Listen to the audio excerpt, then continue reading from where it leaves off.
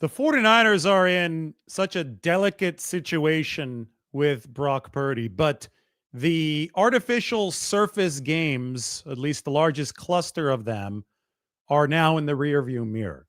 Natural grass for the next 5 49ers games, starting with this showdown on Sunday against the Rams. So the plot thickens as San Francisco deals with a very tricky turf toe situation.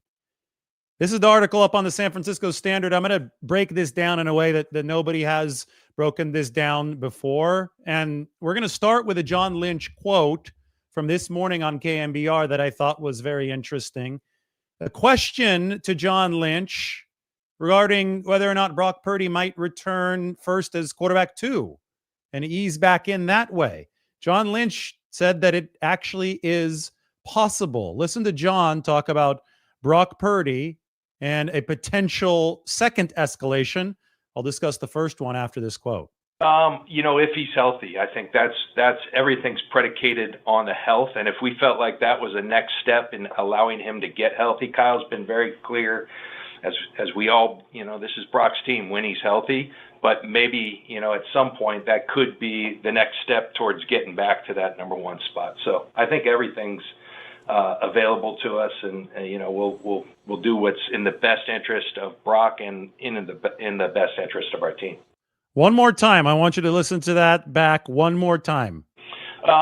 If he's healthy, I think that's everything's predicated on the health. And if we felt like that was a next step in allowing him to get healthy, Kyle's been very clear, as we all, this is Brock's team when he's healthy. But maybe, at some point that could be the next step towards getting back to that number one spot. So I think everything's available to us, and we'll do what's in the best interest of Brock and in the best interest of our team. So that's fascinating to me, is we've seen progress from Brock Purdy over the course of the past several weeks, to the point where he had been ruled out on Friday for, I think, 5 straight weeks. Up until this past Friday, before the game against the New York Giants, Purdy was not formally ruled out until Sunday. Kyle Shanahan was specifically asked if that means that he's making progress, and Shanahan said yes. We've also seen the progress with our own eyes out on the practice field. Now, after the game on Sunday, Kyle Shanahan said what's been obvious this whole time, but it's the first time that he said it publicly, that Purdy is not going to be 100% healthy this season. That's turf toe. It lingers until you have several months of rest. I think that the fully healthy Brock Purdy scenario is a pipe dream that some people might be talking about. I think that implicitly we've all been operating under the assumption on this channel that it's not going to be a firm 100% this year, but the 49ers are going to be monitoring this as it approaches 100%. They want to approach as closely as possible to 100%, but then at some level, they're going to have to make a gut feeling decision on Brock Purdy's return to play before he hits 100%. And the biggest no-no for the 49ers would be risking re-aggravation too much. They've already been down that path in week 4 against Jacksonville. They probably didn't have a choice in week 4 against Jacksonville because Mac Jones was more hurt than Brock Purdy. It's too bad they couldn't get a win. They dropped 6 passes in that game. We know what happened. They didn't call the pass, or they did call pass interference on Upton Stout. Probably shouldn't have been PI to wipe out that interception. That's all in the rearview mirror now. The 49ers said after that Jacksonville game that we need to make sure that Brock Purdy minimizes his risk of re-aggravation before he next comes back, because Kyle Shanahan, by the way, I'm going to interrupt this really quickly. He said on KMBR, Brock Purdy is getting closer to a return. That is in quotes. The 49ers will make a decision tomorrow afternoon if he suits up for Sunday. Kyle noted that he's confident that we'll see him this year. Yeah, that's obvious. We've seen Brock Purdy at practice. He's looking good, but it's about threading this needle. And the 49ers have several competing interests to consider as they do thread the needle. But the biggest of which is team success, right? If you look at this, and I know that I've shared this a couple times, but this is going to be really a North Star for us. This is going to be a guiding light for us. The 49ers are currently in the middle of this offense-defense efficiency chart.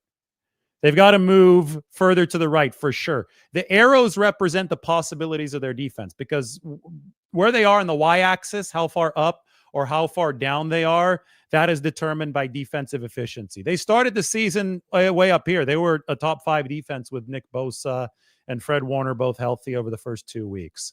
So they were up in this cluster with the Bucs and the Broncos. They have since slid down to here. They need to stop the slide. That's very, very clear. If they don't stop the slide, then they're going to end down here and they'll have no chance to do anything. Even if their offense gets way better, they'll be in the range of the Dallas Cowboys, right? Because offense can move it left to right. So to what degree do the 49ers stop the slide? Maybe I should add another arrow, which indicates that they don't stop the slide at all. Total free fall. Do they sort of stop it but continue sliding? That's the orange arrow. Do they level out defensively? That would be essentially the blue arrow. Or do they actually find a way to rally and improve? That would be the red arrow. But as you can see, all the arrows are dependent on the offense moving the logo to the right. So you're going to have a top 5 offense if you have any shot of doing anything, I think, this year. Even making the playoffs for the 49ers, given the division that they're in against the Seahawks and the Rams. I understand that the schedule might not be as tough as it was last year, but there's still hard games on it. I think every single NFL game is a hard one. If the defense continues sliding, even if the defense improves a little bit, the 49ers are going to have to show continued offensive improvement. They showed plenty of it against the New York Giants. That's why they have moved over from the actual y-axis line. That's why they're right here to the right of the line, but it's going to take more from San Francisco, especially considering the fact that the Rams are the number 1 defense in all of football. When the 49ers last played the Rams, this was the offensive game plan. They didn't have a run game back then. Remember, they were averaging like 2.2 yards per carry. So they had to throw the ball 50 times. They dropped Mac Jones back over 50 times. He attempted 49 passes against the Rams. This is an excellent defense.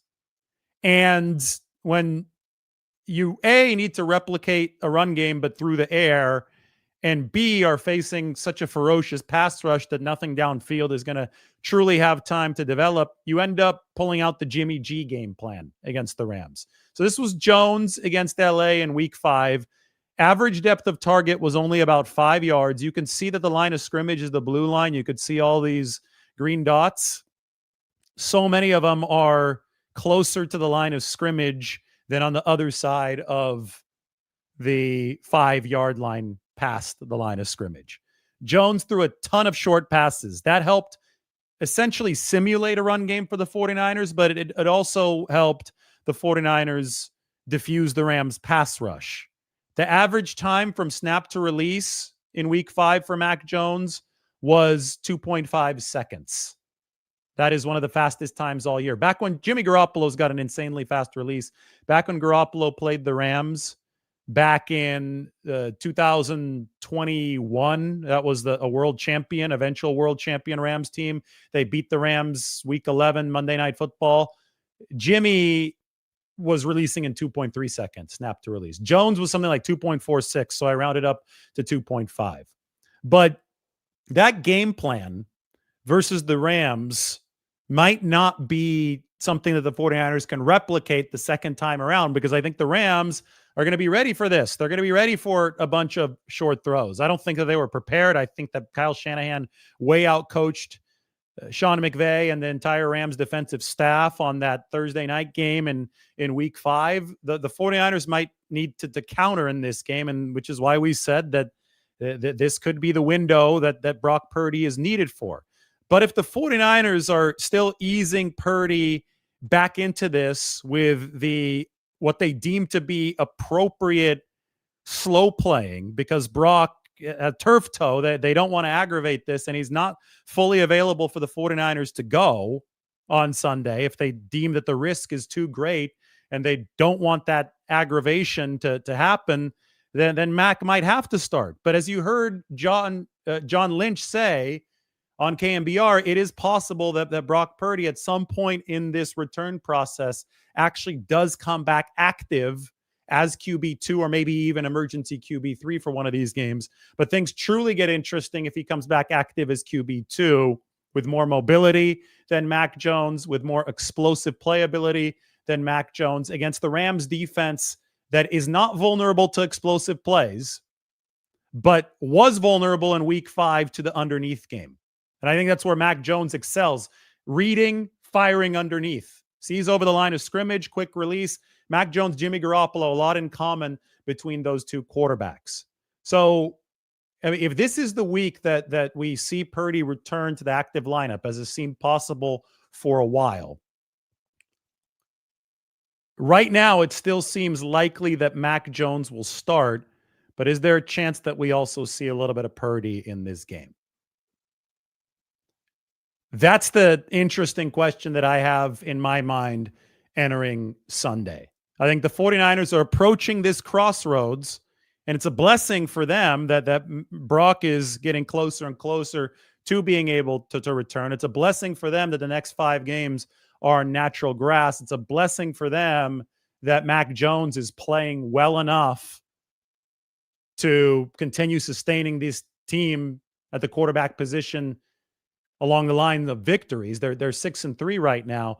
But when all these things continue moving in the direction that they're moving, you're going to hit that crossroads where you might have both of them active in the same game, but you still have Mac Jones as 1 and Purdy as 2 because he's not quite back at full capacity. That's what John Lynch just said on KMBR this morning. I think it's going to be awesome to watch. I think either way, this is a crutch that should help the 49ers in their rematch against the Rams. Now, I think it's important to appreciate just how improbable, just how miraculous the victory in week 5 was. They were able to beat the Rams despite averaging 2.2 yards per carry on the ground. There it is, 33 carries, 74 yards. You could see this. This is EPA per play or EPA per rush. The 49ers were below the NFL league average in every single one of their games up until that Rams game. They were at, and again, 2.2 yards per rush is not good. This is trending in the right direction, obviously, when you look at what they did against the New York Giants. The concern here would be that the Giants are the worst run defense in the league. So the 49ers spike here against the Giants might be fool's gold. But I would say that this has been trending generally in the right direction with that Texans game. I mean, you almost have to throw that one out because they hardly ran. They only ran the ball 10 times. But this has generally been trending in the right direction. Of course, statistically, just raw stats, the explosion for San Francisco came against the Atlanta Falcons in week 7, and that was the game that saw George Kittle's return. The question now for the 49ers is, and this could be so beneficial to both Mac Jones and Brock Purdy, can they take something above average in this territory, maybe not as high as you got against the New York Giants, but can they find an above average rushing efficiency performance against a top 5 run defense in the Rams? And if they can do that, and a lot of it's also going to be reliant on the pass game, both have to be complementary and set each other up. But if they can do that, they will be in a lot better position than they were when they won, when they upset the Rams in week 5. And that's for either QB. That's for Brock Purdy or Mac Jones. Because again, I am skeptical that an exact replica of this game plan can beat the Rams again. If it can, all power to the 49ers, but that would be a miracle on top of a miracle. Mac Jones threw the ball 49 times. He dropped back, I think, 56 times, I want to say, against the Rams. You're not going to beat this defense dropping back 56 times again. Lightning might have struck once, but it's not going to strike twice. You're going to need a little bit of a run game some above average performance on the ground. You're going to need this trend to continue trending in the right direction against the Rams. And, my cursor's right here. I think once we put week 10 into this graph and the 49ers have their dot there, I think if it's right here for this next game against the Rams, they will have a chance to notch this upset, regardless of who is under center, if it's Mac Jones or if it is Brock Purdy. This right here, I've got a good graphic that I want to show you guys regarding what Mac has been able to do this season. This is one reason why he was the right quarterback in there for the 49ers. He was able to get the job done in week 5. This is yards left on the field by quarterbacks. Missed yards is going to be on the x-axis, and then miss rate, so inaccuracy rate, is on the y-axis. So on this one, you want to be in the bottom left. And Mac Jones is not leaving. You could see his logo right down here. I'll circle it with my cursor. He's not leaving a lot of yards or throws on the field. Take the profit. Hog the ball. That's what you have to do if you're San Francisco. Take the profit, hog the ball, keep the 49ers defense on the sideline. And they did that so well to open the game against the Rams, and that's how they opened up their 14-0 lead. It was 17-7 at halftime. San Francisco needs to be primed to do more of that in this next game against LA. Now, if they, here's the way I look at it. If they don't have the run game again, I don't think that the quick passing attack from Mac Jones can sustain the 49ers this time. I think the Rams are going to make adjustments to be ready for that. I think the Rams are going to come out more ready than they did in the Thursday night game. So if it's no run game, I think you have to have Brock Purdy and his escapability. The pressure to sack ratio for Brock Purdy is 5% over the course of his career. That is elite. The pressure to sack ratio for Mac Jones is 15.6% this year. That is decidedly not elite. Purdy's a lot better getting away from pass rushes, which is why he's been, even when everything around him has been bad, the worst Brock Purdy's ever been is number 7 in QBR. He was number 1 in 2023, number 7 in 2024, somewhere in between those two in 2022 when he took over for Jimmy Garoppolo. Mac Jones this year is playing the best football of his life at the NFL level. He's number 14 in QBR. So even the very best of Mac Jones has not been close to the worst of Brock Purdy.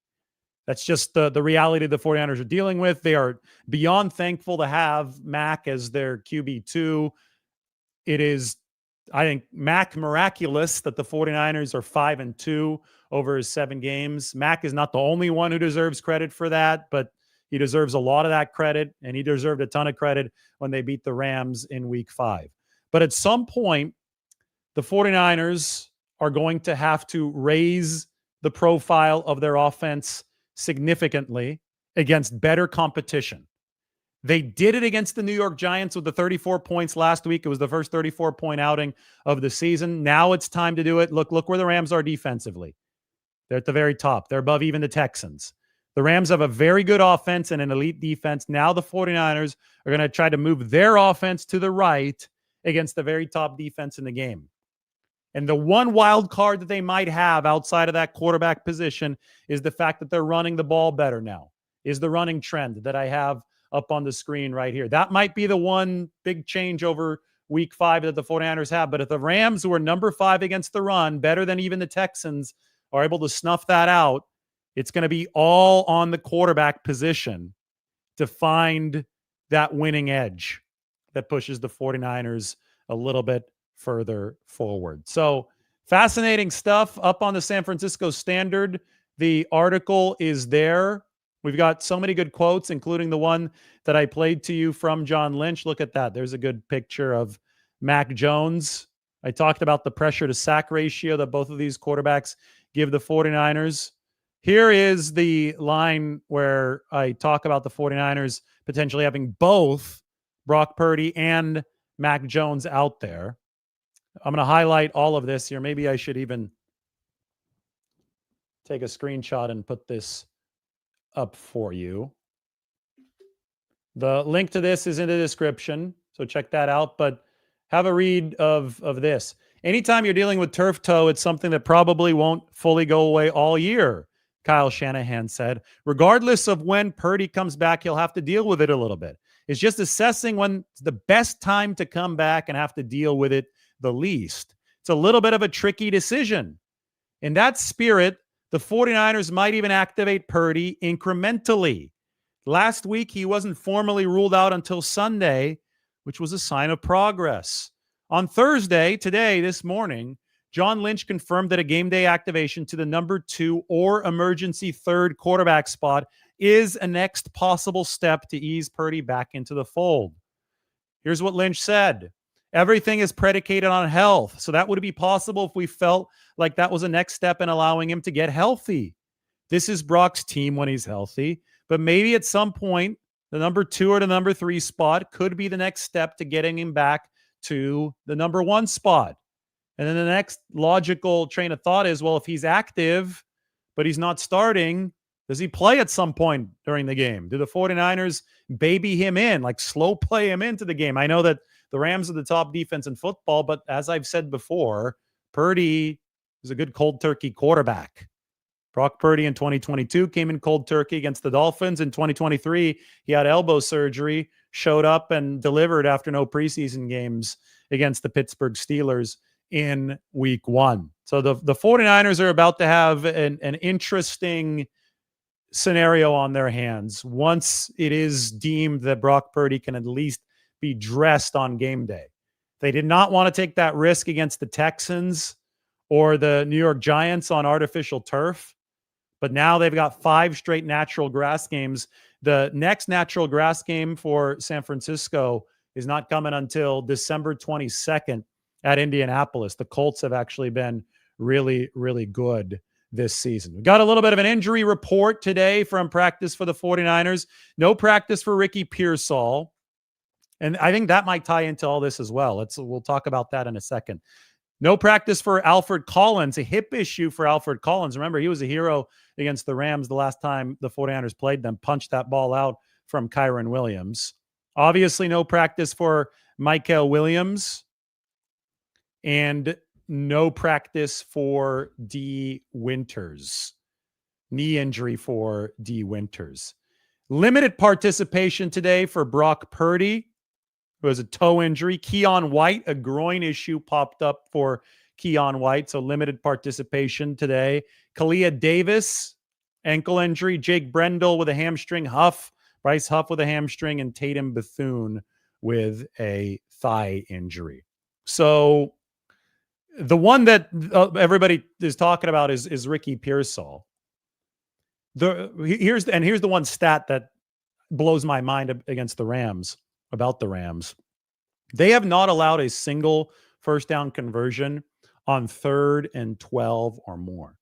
All half season, like not a single one. That's remarkable. Remember last year, the 49ers were giving up 3rd and long like it was their job. There'd be multiple that they gave up per game. Through 8 games, the Rams have not allowed a single 3rd and long conversion, which means that A, the pass rush is obviously very good, but B, they're extremely disciplined on the back end. And there's a reason why the 49ers had to go to this game plan, the short passes, to beat the Rams back in week 5. I think if Ricky Pearsall is not back, and it's looking like he's not going to be back this week, I mean, with near certainty, hadn't practiced, he was running off on the side today. I don't know if there's a way that the 49ers can challenge the Rams further downfield. I think Pearsall is necessary for that, coming out of the X receiver position. I think that you're going to have to play some variant of this if you're San Francisco, especially if Mac Jones is going to be your quarterback, because he doesn't have the escapability that Brock Purdy has. So that puts a lot of pressure on the 49ers run game to be better than it was all the way through essentially the Atlanta game. Definitely better than it was in week 5. But, I think that Purdy and Pearsall coming back as a package deal, if the 49ers could ever make that happen, it makes a whole lot of sense, because Purdy's your more explosive quarterback. Pearsall, with the separation he can generate from the X position, gives you explosive capability in terms of separation on the outside to pair with Brock Purdy's ability to extend plays. But if Ricky Pearsall doesn't come back and you're having to go quick release, you're having to go Jimmy Garoppolo game plan. Well, Mac Jones and what the 49ers did in week 5 is something they could try to emulate at their own risk, obviously, but it may be their only choice against the Rams defense that will have had some time to adjust to it. So, just fascinating dynamics here for the 49ers as they get set to play this Rams team again. A Rams team that I saw the injury report from yesterday. The Rams had absolutely nobody on theirs. Maybe I could find that. That was crazy to me. And the 49ers, of course, had a very, very long list of injuries. It should be in my bookmarks. Yeah, it's here. Brad from the SF Niners, who does a great job, posted this. This was comical yesterday. I mean, it would be funny if it wasn't sad, but this is the reality that the 49ers are dealing with. You see that? The Rams have nobody on their practice participation injury report, while the 49ers list is obscenely long.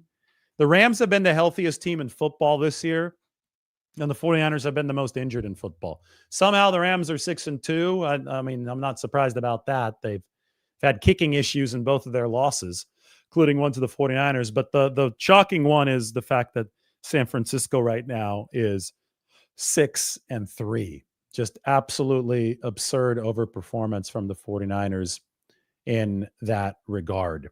I'm going to answer some questions. So let's get after it here in the comments section. I heard Robert Saleh talk today. He had a very interesting quote about blitzing. And Mike actually sent me this clip. It will be really important to track what exactly Robert Saleh does, not just this week, but for the rest of this season.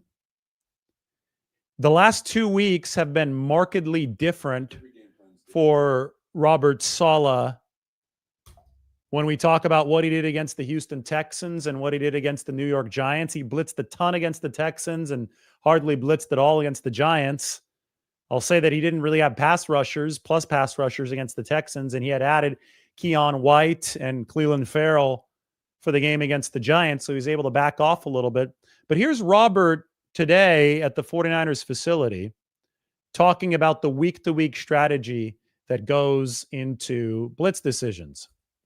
Every game plan's different. We tried to be aggressive with Houston, and it didn't quite work out, and we tried to do our best to make the rookie play quarterback, and it worked out. And like I said, some days will be good, some days not so much, and this game plan is going to be specific to the Rams and Stafford and what we got to get done in that regard. But and they're going to challenge you. Schematically, they're a tremendous challenge. It's a big time cat and mouse game, but we're going to do the best we can to put together the best game plan for that particular team, but also always toe the line of what our guys are capable of executing, and then we're going to roll it out on Sunday and evaluate on Monday.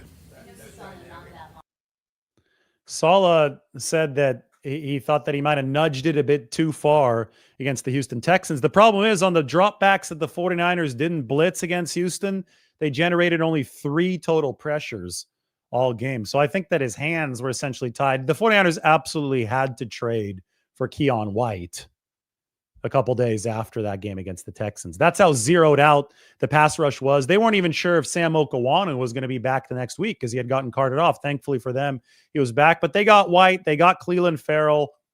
They had a lot fuller stable of pass rushers against the New York Giants. And I thought they all played well against the New York Giants. They won that game handily. They did have some issues covering on the back end. They did have some issues as a unit early in that game when the Giants marched down the field. But now it's time to take this up a notch, take this up 2 or 3 notches against better competition in the New York Giants. So that was the Robert Saleh discussion today. The 49ers, talking to Clay Kubiak, the 49ers offensive coordinator, he mentioned that the 49ers have to hog the ball again. He didn't use my hashtag or my words, but Clay Kubiak went out and said the 49ers have to hold the football, keep that Rams offense on the sideline. I think it's very obvious that is the 49ers' one path forward to beat the truly elite teams in this league. They had all that possession time against the Rams the first time that they played them. And the reality, again, is very much reflected in this graph. Movement to the right is what the 49ers need. It's what's realistic this year, because I don't think that a whole lot of movement up is realistic for San Francisco. Movement to the right, whether it be along the red line, the blue line, even the orange line, is what's necessary for the 49ers. And, it's one of those things where it's not fair, but the offense has to pick up more of the slack for San Francisco. That's just the situation that the 49ers have found themselves in here in 2025. There's so much funny talk about frustration in the 49ers building. I have a report for you because I'm in that building very frequently. Yeah, everyone is frustrated in the 49ers building. Literally everyone is frustrated after the trade deadline in the 49ers building. Literally everyone was frustrated before the trade deadline in the 49ers building. They're frustrated that Nick Bosa, Fred Warner, and Mykel Williams are done for the season. They're frustrated that Brock Purdy's got a turf toe injury, which might be the most vexing and uncertain type of injury that a starting quarterback can have. They're frustrated that they weren't able to make a deadline day trade because nothing made sense, just something that's out of their control. Yet, despite all of that, all of the frustration that's going on very understandably in the 49ers building, they're still 6-3. And it's funny because the causes of all this frustration, and I talk about some of the causes of the frustration right there, but some of the causes have led us to these really interesting spots. Like there's these interesting junctures that you have to discuss every week because of the state of the 49ers roster and all of these injuries, including at the most important position. Well, the latest fascinating one involves Brock Purdy and Mac Jones. They want Purdy, the better quarterback, to be out there, but they want him as close to full health as possible. Full health is not going to come at any point this season because he's got turf toe, but they can get him close. They could get him in the 90s. Maybe they could get him to 95%, and they want him out on that field when that's possible. So much of it is, though, based on gut feeling, and maybe they do have both quarterbacks active for one of these games. Maybe even that's as soon as Sunday against the Rams. I mean, I think all of this stuff is just extremely compelling when we have strategy discussions about what the 49ers are going to do moving forward. I don't think we don't need to clickbait. We don't need to manufacture clicks because this story sells itself. There's drama at every turn, whether you try to artificially create it or not. And I hope that I have questions right now to answer at every turn because I've given you enough time to think about them, and I'm heading into that comment section.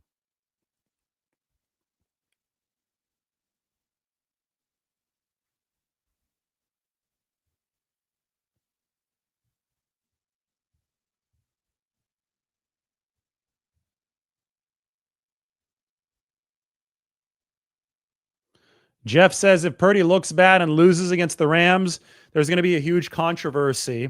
Well, first off, we don't know if Purdy is going to play against the Rams. We know that it's trending in that direction, but we don't know when the actual trigger date for him to play is going to be. And there might be controversy amongst people who don't matter. And I'm not trying to say that fans don't matter as humans, but they really don't matter in terms of what the 49ers are going to do. That's just noise. The fans, the media, even me talking here doesn't really matter. You might think that what I say matters, and I report it accurately, so maybe it's a reflection of what matters, right? Because I tell you about the 49ers strategy, but at the end of the day, they're going to make the decisions they're going to make, and they're not going to make them emotionally like fans and media who want clicks, who want their content creator money, are going to clamor for via a controversy.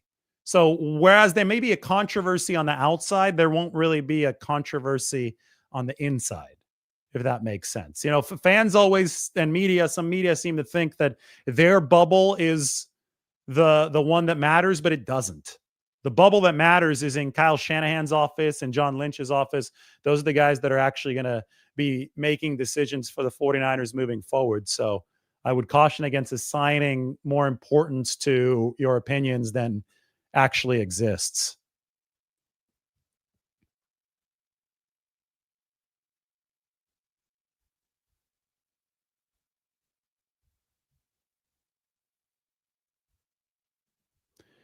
As Eric says, the 49ers want to win above the fans and media. Yeah, which always makes it really funny when people who are not experts or professionals on the outside think that their opinion is more valuable, stronger, should hold more weight. I'm sorry, it doesn't. I mean, I hate to pour cold water on some of these situations, but that's you know me, I'm just going to shoot it straight, and that's the disconnect that we see now. We see a lot of people complaining that the 49ers didn't make a trade, probably because they've played too many video games, have too many fantasy football leagues open, or are upset for gambling reasons. But they think that it's monopoly money and monopoly draft picks, and it's not. And they think that the 49ers should be acting like Jerry Jones, even though no other team in the NFL is acting that way. And they're upset because of it. Well, I'm sorry, but it's not how reality works in this league, especially with a well-run team that understands the business aspect of things. The 49ers have managed these things well over the course of all these seasons under Kyle Shanahan and John Lynch, and they're going to strive to keep on doing that same thing. And it means that they're not going to jump on every single trade opportunity that there is because they don't want to get fleeced. John Lynch used those exact words today. Is Brock Purdy going to be rusty if he comes back? So this is something that I've addressed a few times. Brock has played cold turkey 2 times now in his NFL career. When he was inserted into that Miami game in 2022, and when he was inserted and started the Pittsburgh game in 2023, coming off the elbow surgery. Both times he played great. So he's shown that he's able to play really well cold turkey. That being said, maybe the 49ers feel that because of the toe injury, rust is a greater risk this time. Maybe that's part of the slow ramp up.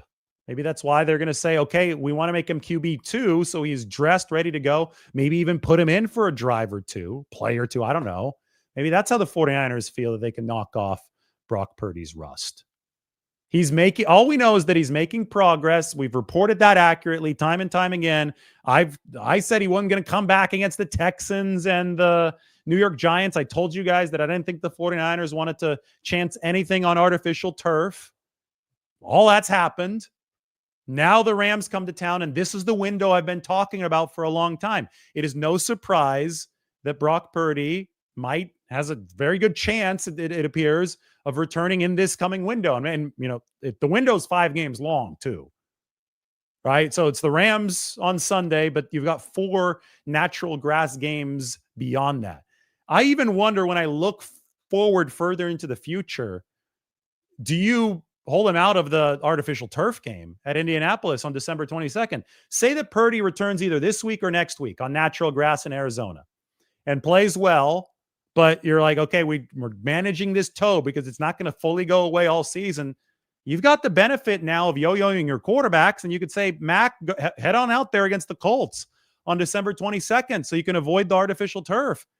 I actually think that would be something prudent, given the fact that Purdy is probably, almost certainly, not going to be 100% this season. Now, I know I'm getting way ahead of myself, but it's a way for me to illustrate how complicated this dynamic is. That's why I wrote all about it on the San Francisco Standard. You guys should all check out the article. Brock or Mac, the 49ers face a delicate choice against the Rams. I talk about the 49ers strategy with the short throws against the Rams last time. Nice picture of Mac. We talk about rushing success per week. I mean, there are a lot of fascinating variables here, and you definitely should be signed up for the San Francisco Standard to be getting this kind of analysis. I think it's a good complement to what we do here on the YouTube channel.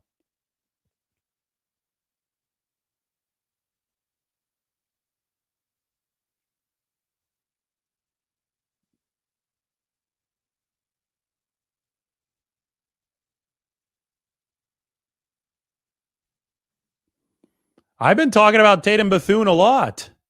Tatum Bethune had 16 tackles last week. That was one of the first things that we talked about during the reaction video last week from New York. I vividly remember talking about Tatum Bethune. Now, I think he's a really good tackler. He's been really good against the run. The 49ers are number 6 against the run, which I've been harping on a lot. That's massive for the 49ers. That's single-handedly on the defensive side kept them afloat as their run defense. I think Tatum has done fantastically against the run, but I do think that you lose quite a bit when Fred Warner's not there against the pass. And we can't sit back and pretend that this 49ers defense is playing high-level football right now. They're not. They've been number 26 in the league ever since Nick Bosa went down. Number 25 if you just shorten the split to after Fred Warner went down. So Tatum's doing a lot of good things. He leads the league in tackles ever since he took over for Fred Warner. And that has helped the 49ers run defense surge to where it's at right now. But I'm not going to sit here and gaslight you into saying the 49ers defense is playing well, because they're not. They might be developing. There might be good things happening within the unit. I think Bethune's run defense is one of those things. But again, they've been number 26 in EPA ever since they lost Nick Bosa. So this is why they traded for a pass rusher in Keon White. This is why they signed Cleveland Farrell. This is why they wanted to trade for Jermaine Johnson before the trade deadline. They couldn't because the price was too high. But, I mean, we have to be realistic about this 49ers defense. You know, this is also why there's so much pressure on San Francisco's offense to be an elite unit. As Joseph said, this is why Huff needs to play. Bryce Huff is going to be a massive, massive addition for the 49ers this weekend.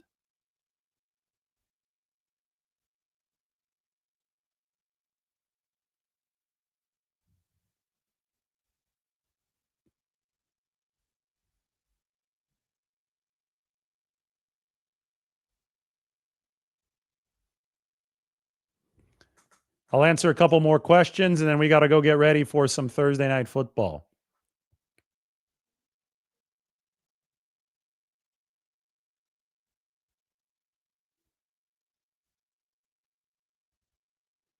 Mark says that Kyle always calls one trick play when the 49ers play the Rams.